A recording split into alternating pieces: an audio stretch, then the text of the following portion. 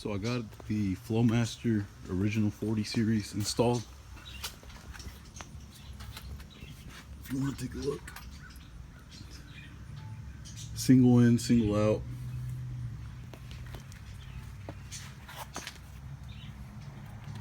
I kept the same exhaust tips.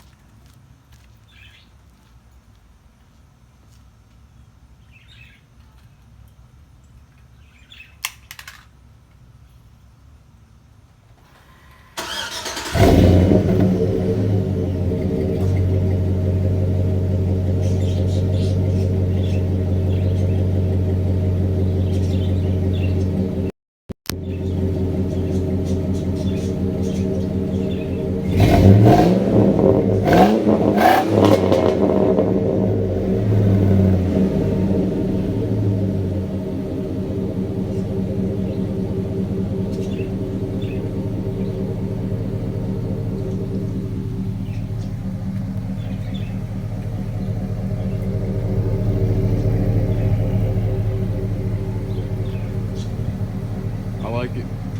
It's not too loud compared to a straight pipe.